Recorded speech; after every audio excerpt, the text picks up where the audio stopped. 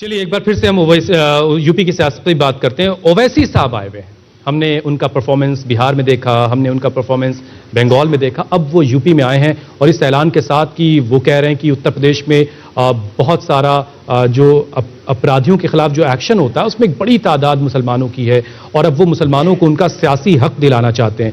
आप क्या सोच रहे हैं, ओवैसी क्या मुसलमानों के रहनुमा हो सकते हैं या हैं? आप किसी आदमी के बारे में मुझसे क्यों सवाल कर रहे हैं? आप भी वोट करेंगे? वोट करेंगे, इसमें क्या है? तो आपको कौन पसंद है? आपको ओवैसी पसंद है, आपको अखिलेश पसंद है, आपको प्रियंका ये डिपेंड करेगा कि कैंडिडेट का, ये डिपेंड करेगा कि कैंडिडेट कौन होगा, ये उसके ऊपर डिपेंड करेगा कि मैं किसको वोट देता हूं। पॉलिटिकल पार्टी से आता है ये भी ऑफ कोर्स, उसका भी कुछ ना कुछ कंसिडरेशन होता ही है, हर एक को होता है, आपका भी होगा, मेरा भी होगा, इसमें क्या बात है। आप ओवैसी साहब के बारे में मुझसे मत पूछिए। अच्छा, इसलिए कि आप मुझसे अगर अखिलेश साहब के बारे में पूछेंगे, उनके बारे में भी मेरा जवाब यही होगा। हाँ, अगर योगी साहब के बारे में पूछेंगे तो मेरा जवाब डिफरेंट होगा। मैं योगी साहब को उत्तर प्रदेश का सबसे नाकाम और सबसे घटिया चीफ मिनिस्टर मानता हूं। आप मुझसे पूछ लीजिए, कुछ वजह दे दीजिए क्यों? सबसे बड़ी बात यह है कि इस राष्ट्र की, राष्ट्रभक्ति की, राष्ट्र निर्माण की, राष्ट्र सुरक्षा की सबसे ज्यादा सीना पीटने वाले लोगों की पार्टी से आने वाले चीफ मिनिस्टर ने राष्ट्र के साथ सबसे बड़ा विश्वासघात यह किया है कि राष्ट्र के लोगों को और इस प्रदेश के लोगों को अलग अलग खानों में बांटा है। इससे बड़ा जुर्म कुछ नहीं हो सकता मुल्क के साथ दुश्मनी के लिए, इससे बड़ा जुर्म कुछ नहीं हो सकता। सरकार दावा कर रही है, बहुत सारे लोग ये मानते भी हैं सोसाइटी में, कि लॉलेसनेस पहले के मुकाबले खत्म हुई है, कम हुई है। आपको लगता है कि लॉ एंड ऑर्डर पहले के मुकाबले बेहतर है? मुझे तो लगता है कि पहले कभी सोचा भी नहीं होगा भारत वालों ने कि इतनी लॉलेसनेस हो सकती है।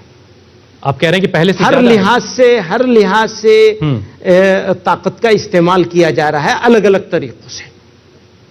आप देख लीजिए, ये जो, मैं पॉलिटिकल आदमी नहीं हूं, पॉलिटिकल मिसाल नहीं देना चाहता हूं, लेकिन क्योंकि खालिस मुसलमानों के ऊपर आप मामला फिट कर देंगे, इसलिए पॉलिटिकल मिसाल दे रहा हूं। जो अभी पंचायतों के चुनाव हुआ है, ऐसी लॉलेसनेस और गुंडागर्दी तो कभी हुई नहीं होगी जैसी इस मर्तबा हुई है उत्तर प्रदेश में। और जुर्माना और फाइन वसूलने का सिर्फ एक मामला मुझे इस मामले में मिला, जबकि एंटी-सीए वाले में बहुत सारी इस तरह की चीजें हुई।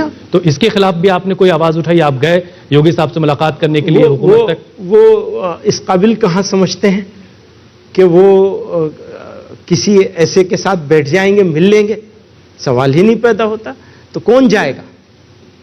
कौन जीता है तेरी जुल्फ के सर होने तक, खाक हो जाएंगे हम तुझको खबर होने तक। लेकिन दावा तो ये किया जा रहा मदनी साहब की जितनी भी सरकारी योजनाएं हैं उसका फायदा सोसाइटी के सभी तबकों तक पहुंच रहा है। वो चाहे सरकारी घरों का मामला हो, उज्ज्वला योजना हो, फ्री राशन देना हो, वैक्सीनेशन का मामला हो, ये सारी चीजें सब तक पहुंच रही है।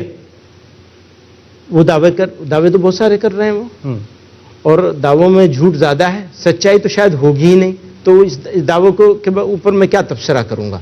मैं दावे के ऊपर तबसरा नहीं करूंगा। लेकिन एक बात साफ है, आपके प्लेटफॉर्म से बहुत साफ दो टूक कहना चाहता हूं। नंबर एक, कोई कितना भी डराए, डराने की कोशिश करे, कैसे भी हालात बने, मुल्क का मुसलमान जिस जगह ये ले जाना चाहते हैं वहां इंशाल्लाह कभी नहीं पहुंचा सकेंगे, कभी नहीं पहुंचा सकेंगे। मुसलमानों पर खास तौर से काम करने वाले लोग ये कहते हैं कि जो उनके खिलाफ वायलेंस का जो मामला है वो अब लो इंटेंसिटी वायलेंस और हाई टेरर की तरफ बढ़ रहा है पहले के मुकाबले। जैसे बार बार ये बात कही जाती कि अब दंगे नहीं होते, लेकिन अब लो इंटेंसिटी वायलेंस है और हाई टेरर है, ये मुसलमानों पर काम करने वाली ऑर्गेनाइजेशंस कह रही हैं। आपका तजुर्बा कैसा है इस मामले में? जो आप कह रहे हैं मैं उससे एग्री करता हूं, ठीक कह रहे हैं आप। लो इंटेंसिटी होती है, हाई टेरर होता है, और फिर उसके बाद इसके अलावा भी जो जलील करने के जो तरीक़े होते हैं वो सारे तरीक़े इख्तियार किए जाते हैं, उसमें आपकी बिरादरी भी शामिल है। तो वो सारा हो रहा है, वो आपको नहीं कह रहा हूं। देखिए, हमारी बिरादरी बार बार आप जो मीडिया की तरफ आ रहे हैं वो तो बड़ा आसान सा काम है। नहीं आसान नहीं है, सबसे मुश्किल काम है। हम अपनी जिम्मेदारी जो यहाँ पर बैठ खड़े होकर के, मेरी जिम्मेदारी है कि मुसलमानों की तरफ से आने वाले सवाल आपसे पूछे जाएं और आप जिस कैपेसिटी में मुसलमानों के लिए काम कर रहे हैं आपकी जिम्मेदारियों का जवाब लिया जाए कि आपकी जो अकाउंटेबिलिटी है उस पर आपने क्या क्या किया। ऑफ कोर्स, अब जो मुसलमानों के खिलाफ बिल्कुल मुसलमानों के खिलाफ जो नफरत का मामला है वो हिंदू भाई बहनों के जहनों में अगर नफरत भरी जा रही है, आप देखेंगे, तो उसको खत्म करने की जिम्मेदारी आपकी है। आप देखेंगे कश्मीर का इशू खड़ा हुआ, अकेली मुस्लिम ऑर्गेनाइजेशन थी इस मुल्क में। आजादी से पहले भी अकेली मुस्लिम ऑर्गेनाइजेशन थी जिसने पाकिस्तान बनाए जाने का विरोध किया था। बिल्कुल, किसने किया था? आपने इसका विरोध? जमीयत उलमा ने, जमीयत उलमा हिंद ने। एक अभी कश्मीर के इशू पर इसी ऑर्गेनाइजेशन ने किया, और इसीलिए किया। हमने कहा हम इससे बिल्कुल सहमत नहीं हैं जिस तरीके से सेंट्रल गवर्नमेंट ने 370 को हटाया है, इससे बिल्कुल सहमत नहीं है। हमारा मानना यह था कि जितने स्टेक होल्डर्स हैं सबको, सबके साथ संवाद करके और सहमति लेकर, या सहमति नहीं भी हो तो कम से कम संवाद करके फिर एक्शन लिया जाता। तो हम सहमत नहीं थे, फिर भी हमने ये कहा कि कश्मीर के मामले पर सहमत न होने के बावजूद अब ये क्योंकि ले लिया गया है तो हम अपने देश के साथ हैं। ये किस लिए किया? इसलिए नहीं किया कि हम बीजेपी के सपोर्ट में थे। ये बड़ा हिकमत वाला ये बयान है। सुनिए, यही तो मैं कह रहा हूं। इसलिए नहीं किया कि हम प्राइम मिनिस्टर के हिमायती थे, इसलिए नहीं किया कि योगी साहब बहुत अच्छे हो गए थे, इसलिए किया कि हम मुल्क के लोगों को साथ जुड़ रहना चाहते हैं और जोड़ रखना चाहते हैं अपने मुल्क के साथ। वो हमारी जिम्मेदारी और फराइज में से सबसे जरूरी काम है कि लोगों को जोड़ के रखें, अपने साथ रखें। हमारे मुसलमान भाइयों ने भी, बहुत सारे लोगों ने इसको मिसअंडरस्टैंड किया। अरे इन्होंने तो सौदा कर लिया। हाँ ठीक है, मान लो कि सौदा कर लिया, लेकिन हमारा टारगेट यह है कि हम मुल्क की आवाज में अपनी आवाज मिला करके रखेंगे। मैं कश्मीर के लोगों से भी कहता हूं कि अगर आपको इंडिया के साथ रहना है तो फिर जैसे सब रह रहे हैं वैसे रहो। हालांकि टेक्निकली गलत है मेरी ये बात, क्योंकि एक एग्रीमेंट भी हुआ है उनके साथ इंडिया का।